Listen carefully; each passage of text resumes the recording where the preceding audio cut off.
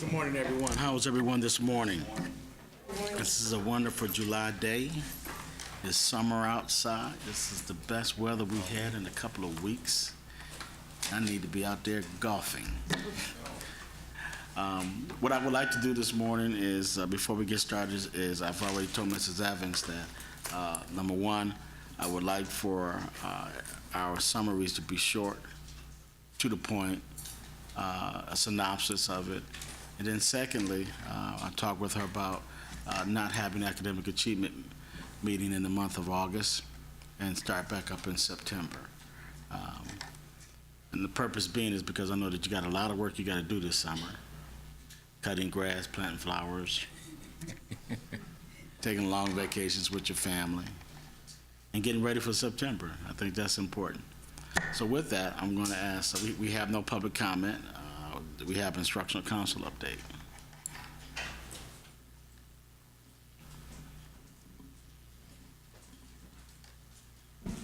You were already up there and you left to go back and sit down. I forgot I had to do this. I'm so sorry. How are you today? I'm great. Good morning, Pastor Moody, Reverend Matthias. This is very short. We had our final instructional council meeting for the 2015-16 school year on Thursday, May 19th from 1 to 3 p.m. at GRPS University. Usually the meetings had been held at the GREA building, but because of the needs of the staff presenting, we did have our meeting at GRPS University. Bill Smith from CA Frost and Jonathan Harper, our science curriculum supervisor, presented the brand new 7th grade science syllabus for the course called 7th grade science, in parentheses, particular topics in chemistry, 53108, life cycle of materials. The course was supported by council members present, and there were some requested revisions which were subsequently within a couple of days provided, and I believe you received Yes. a copy of the syllabus. So we're looking forward to the next year to continue with instructional council, and Louise Wilson and I appreciate that you are listening to our updates every month. Thank you. Thanks.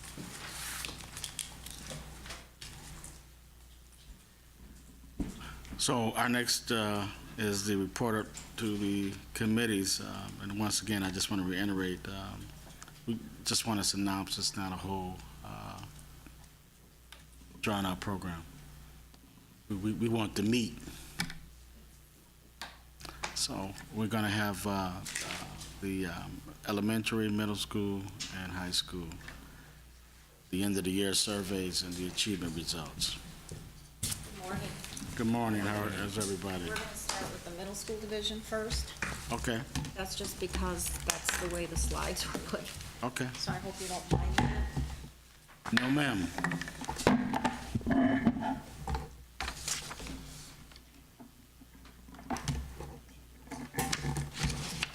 Same thing. Yep. Yes, ma'am. Good morning. We're technologically challenged this morning.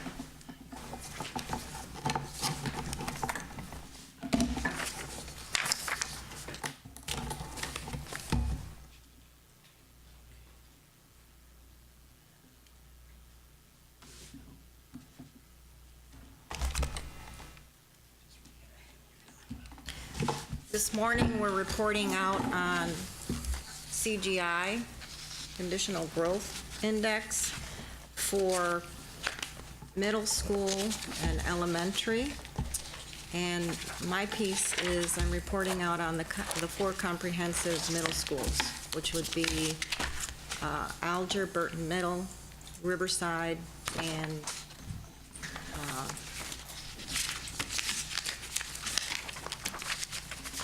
Algebert Middle, Riverside, and Westwood. How did I forget Westwood? Feels like a Monday. Yes, it's a Tuesday. So we're going to go to the last slide because we have every single school, but I wanted to get to the gist of the presentation, honoring my other colleagues. And this is a summary of the middle school divisions growth. In mathematics, we need to put additional work in that content area. As you can see,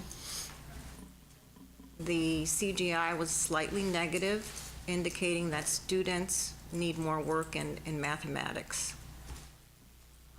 So we, in the future, will be looking at the mathematics piece and how we can further differentiate for our students in that content. In reading, what we saw in reading, and I'm just going to give the highlights, that between 14-15, the difference between 14-15 and 15-16, there was a .11 improvement in the reading for 6th, 7th, and 8th graders at the comprehensive middle schools. And we attribute that change, the positive change, to the reading instructional practice. We have reading classes for middle schoolers. All 6th graders take reading class, and then according to their reading needs, they also have an extra elective in reading in 7th and 8th grade. We also attribute it to the processes used and the stability that we've seen in the middle schools. And lastly, for both reading and mathematics, in the middle school division, from year 14-15 to year 15-16, we see greater growth in 6th, 7th, and 8th grade as compared to the non-comprehensive schools. So their peers in 6th, 7th, and 8th grade at the K-8s.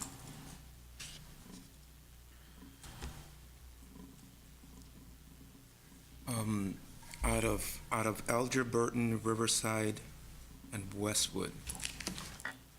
Correct, those were the 4. Yes, Alger, Burton, yep. Those are the 4 comprehensive middle schools. Which was the highest achieving in math and reading? The highest achieving in terms of growth Yeah. was Alger.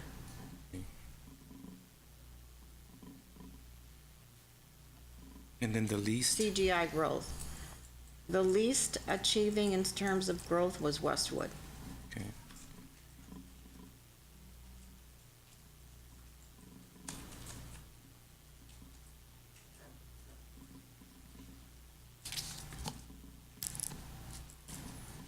Why was Westwood's less? Do you have any idea? I would say that there was a new administrative staff there. There was some challenges with the teaching staff there. I think that needs to be factored in. All those things need to be factored in.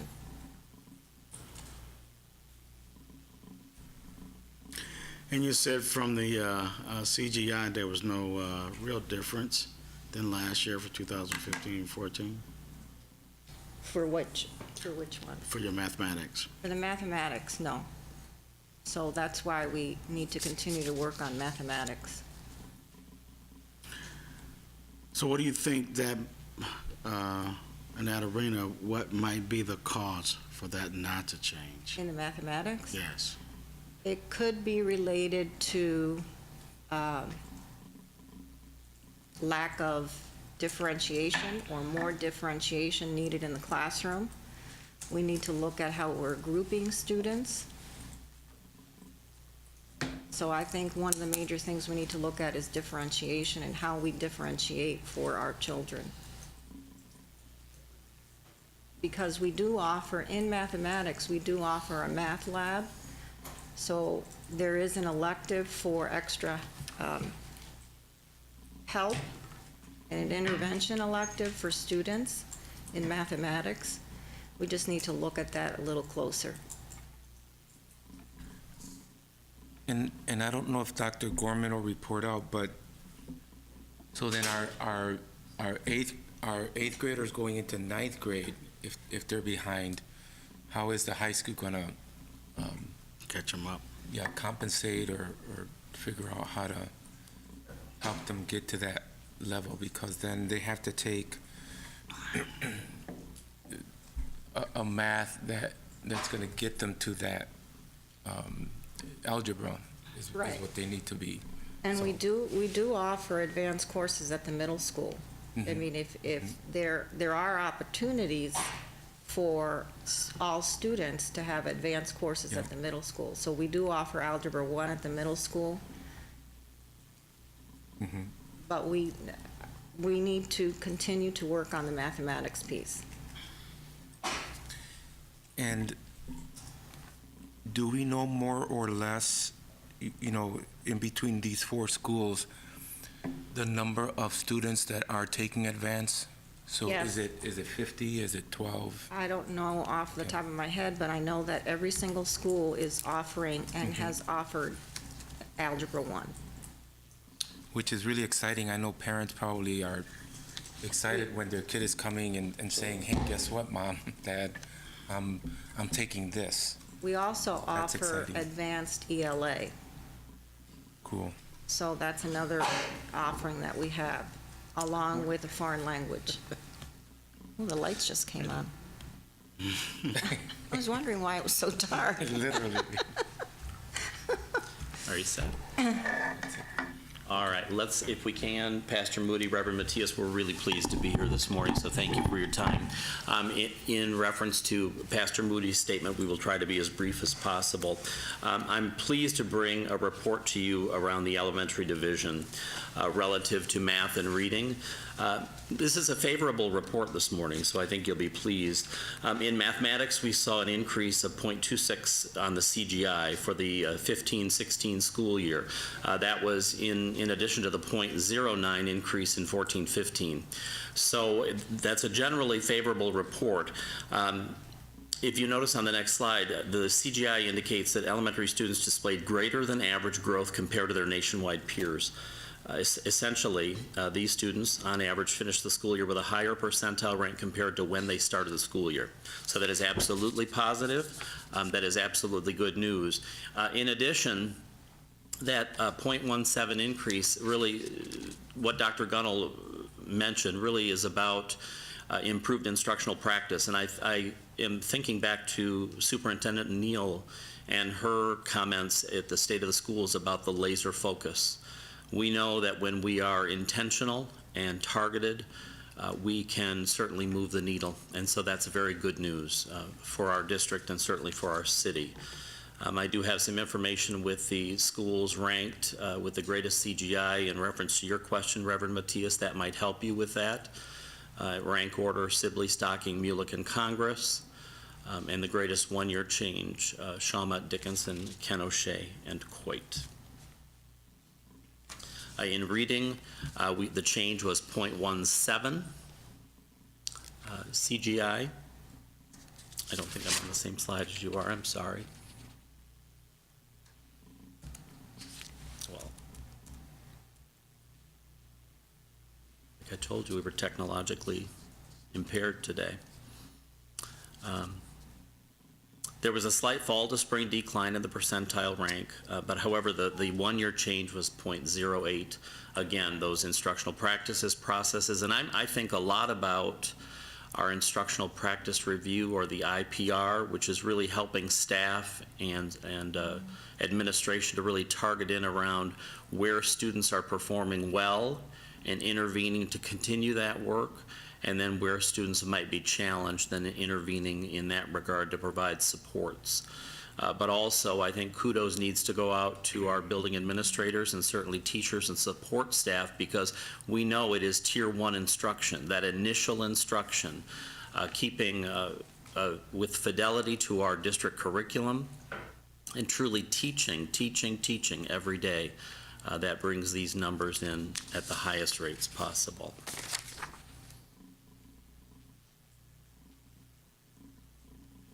And then we have the schools ranked again with the highest CGI in reading. And then the greatest one-year change from 2014 to 2015-16 of Shawmut, Stocking, Dickinson, and Coit. So then, these schools, the feeder school high school is what? For Shawmut and, you mean where do they feed to? Right. Shawmut and Stocking feed to Union. Dickinson feeds to Ottawa Hills. And Coit, is a theme school, so they go to lots of different places. Okay. Questions, gentlemen? Yeah, in your reading program, is there any kind of measurement for comprehension as well? There is. Well, there's a number of ways that teachers assess comprehension. There are weekly tests that they take as part of Reading Street. There are also our common district assessments and the age-old process of reading with students. When teachers conference with students and students read to the teachers, they track all of that different information along the way. But I think what's really most important and our theory of action rests on the whole concept that the deeper individuals know their students, both strengths and targets, the greater the growth will be. So I'm going to pass that to you, Dr. Gunnell, and then I'm going to Thank you. plug Dr. Gunnell in and we'll be good to go.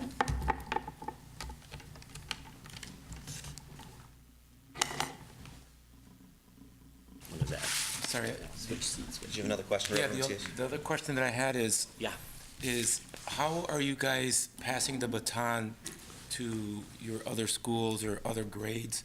So in other words, is there a powwow, if you will, of saying, hey, these are our most achieving students, these are our least, and then categorizing them in ways that are going to help teachers, or how do teachers communicate with teachers in regards? That's a great especially question. from That's a great elementary question. To middle school. And that speaks to the whole concept of vertical rigor and vertical alignment. And so part of the IPR involves teachers coming together, not only in grade level groups, but in entire building groups, so that they have a strong sense of where kindergartners are positioned, what they're going to need to be successful in first grade, and on and on. We're working now on the alignment between elementary, middle schools, and figuring out how to make that connection, because that's a little more complex, because people are at different sites, but that is the beginning of that process. Reverend Matias, though, to your question, what you'll notice is when we're planning our principals meetings, specifically leading the GRPS way, which is our pre-K-12 professional development that we provide to all of our principals, we're very strategic in how we place groups, working with the Union feeder pattern, the Ottawa Hills feeder pattern, so that principals of the elementary schools, middle schools, and high schools start to get to know each other.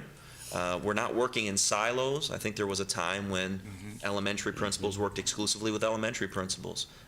Pre-K-12 principals meet at least once a month, sometimes twice a month, to really discuss instruction, to discuss challenges, successes, things of that nature. When they participate in learning walks or visit other schools, we're very strategic in how we plan those things. So there's a level of collaboration that I think may have been missing a few years ago that is now just part of our GRPS culture. I want to go back to the reading and math, for example. Is there your math that we are teaching the children, is that more reading now than it is actually 1 + 1, 2 + 2 multiplication? Is it more reading? Okay, so then that would give a significant reason as to why if the kids aren't up to the level of where they should be in terms of reading, they're not going to do well in math, especially if the math are reading problems. Not like when we had math. Yeah, I know. A lot less wrote. We had wrote. The math now is 2 and 3 steps. Problem solving. When in life as adults has someone come up to us and said, "Hey, what's 9 times 7?" There's usually a problem that needs to be solved that involves 9 times 7. Right. And that requires steps and reading. So that's what the issues are at this point in time, which you're really going to have to, and I think you're doing it, is really working with the teachers to really understand these new math solutions that are coming out today. And so somehow the kids got to get it. And not only do they got to get it, the math instructors got to know how to give it to them. Well, and what it speaks to also, Pastor Moody, is that all teachers are becoming literacy instructors. Oh, good. Yeah, They have to. especially. Yeah. I'm glad I'm not taking math. So, to wrap up, as we transition to the high school piece, you wanna just move me along? My presentation is really the end result of all of this hard work, although I show a couple of slides relating to map data. We're really looking for final outcomes for our students, and as you'll notice, the last 4 years, although really nothing to brag about with where we are, what our status is as it pertains to graduation rates for students. But I think it's this really unpacks how we've gotten to the improvements that we have, and excuse that for continuing to come up. Moving from, such an awful number in 2011, 2012, to continue to move in the right direction, shows that we as educators are really trying to wrap our arms around our students and help them become successful. And I have no doubt as we release the 2015, 2016 data, and you're probably well aware that those results come out in January after we factor in the summer school kids and everyone else, that we will continue to grow from a graduation rate perspective in our school district. Big jumps for our African American students, Hispanic students, economically disadvantaged students also have a jump, and our English language learners, jumping considerably as well. Under Superintendent Neal's leadership, as well as your leadership as Board of Education members, we have continued to improve. And the state average for graduation rates dances around 80%. Our hope is in the next couple of years we hit the state's number and then go well past the state's number as we continue to improve our school district. Go next. My hope is that relatively quickly you will be able to see the SAT scores. We have transitioned from ACT to SAT, so this is the first year that we will be seeing the results from the new assessments.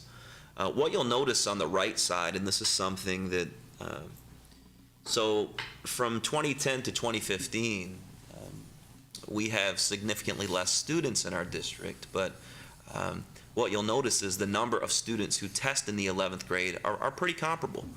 602 students tested in 2010-2011 on the high-stakes ACT, and in 2014-15, that number is kind of creeping back up to where it was in 2010-2011. So it's not like we are testing significantly less students. We're testing about the same amount of students and getting better results. You notice, a nice big jump from 2010 to 2014-15. I think I've said it before, there are about 20 schools in the ISD. Only 2 schools outperformed us in relationship to growth in regards to ACT. What I'm predicting when the SAT scores come out is that you will see pretty comparable numbers, with most schools in the county, the region, and the state taking a tiny dip because it's a brand new assessment. Hopefully not a tiny dip which takes us back to the 2010-2011 numbers, but hopefully somewhere comparable to where we are in 2014-15. Now it's a different test, there are different numbers, but we can run a concordance table to show us where we would have been if our students continued to take the ACT. Reverend Matthias, you were kind of wondering, where do the students come in? So this is, map data spring to spring, and if you really break that down into quartiles with, I have different colors on my screen. The yellow one that you see next to the gray one is actually green on my screen.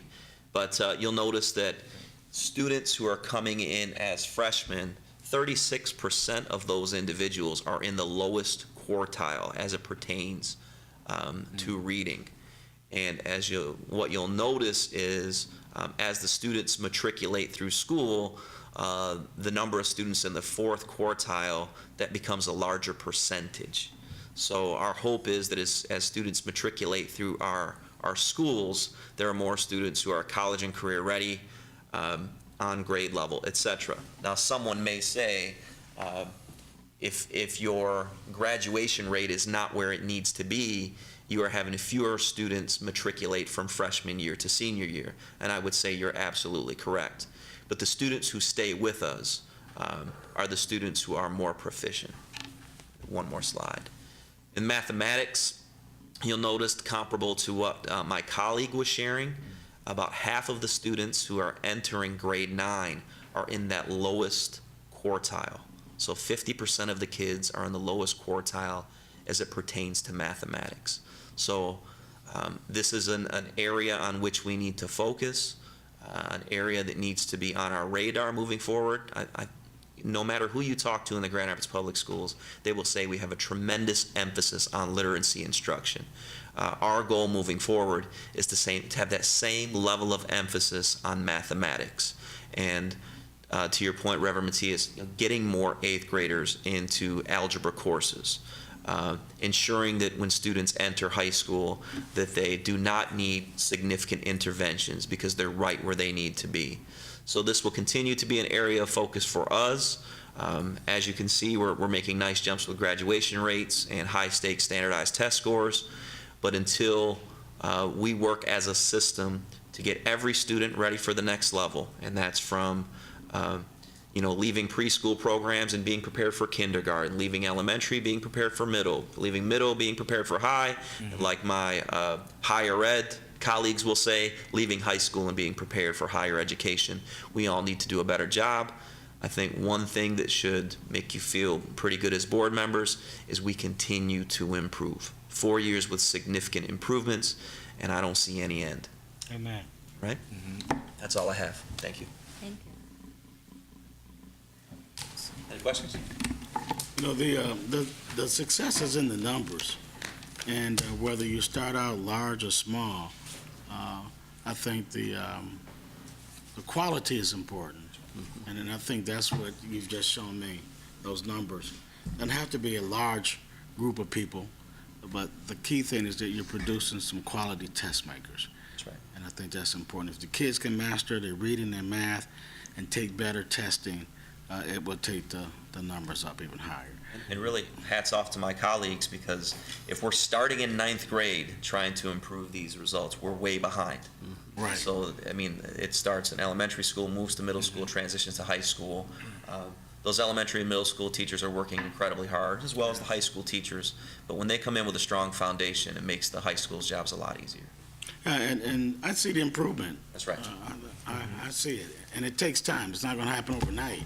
So I'd be skeptical if it happened overnight. Yeah, man, I'd be Right? scared too. Absolutely. Somebody be in court. Thank you. Thank you. Thank you. Pat yourselves on the back. You got to go praise. I'm not in church. I really shouldn't say that, but when you get excited about something, that's what I say.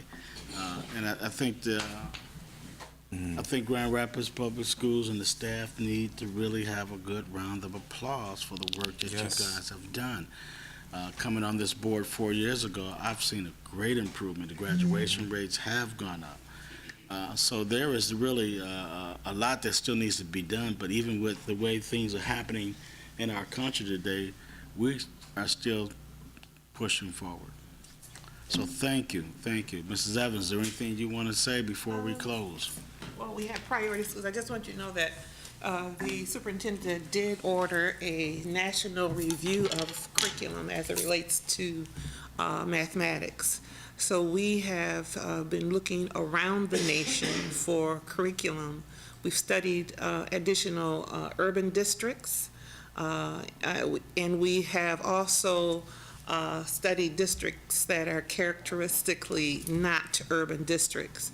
And we've done so to identify the most impactful curriculum as it relates to mathematics, because we know that over the next couple of years, we will need to make a shift in the curriculum that we are putting in front of our students. So that search has been intensive.